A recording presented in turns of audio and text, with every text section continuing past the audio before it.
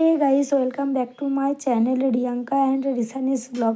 আজকে হচ্ছে মহাশিবরাত্রি। তো মহাশিবরাত্রির দিনের বেলায় পুজো দিতে যাব বলে রেডি হয়ে গেছি লাল পাড় সাদা শাড়িতে। আমাকে বলো কিন্তু কেমন লাগছে। তো এখন আমরা সবাই মিলে চলে এসেছি শিব মন্দিরে। তো এখানে এসে দেখছি নাম সংকীর্তন হচ্ছে।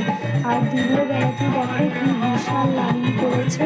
দিনের বেলাতেই কিন্তু বহু মানুষ পুজো দিয়ে দেয়। আর আমরাও কিন্তু শিবরাত্রির দিনের বেলাতেই পুজো দিই। তো দেখো বাবা এদিকে মাম্মামকে নিয়ে যাচ্ছে নাম সংকীর্তনের ওখানে। তারপর মা আমাদের গাড়ির কাছে জুতোটা খুলে রেখে পুজোর ডালাটা নিয়ে আসছে। তো এখন আমি আর মা দুজনে মিলে পুজোর ডালাটা ঠিক করে সাজিয়ে নিলাম।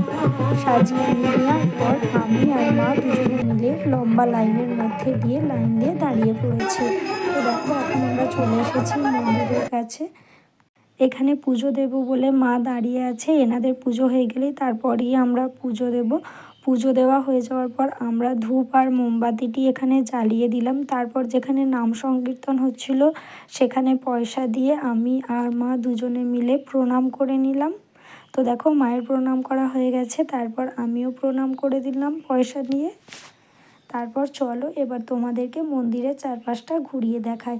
এই জায়গাটি কিন্তু খুবই সুন্দর। এত সুন্দরভাবে মন্দিরটি সাজিয়েছিল যে তোমাদের কি বলবো। আর এখানে দেখো কত মহিলা লাইন দিয়ে ফল প্রসাদ কাটছে। তারপর এটা হচ্ছে আমাদের বাড়িতে। তো বাড়িতে এখন দিদা শিব পুজো করছে। দিদাও কিন্তু শিবরাত্রির উপোস করে।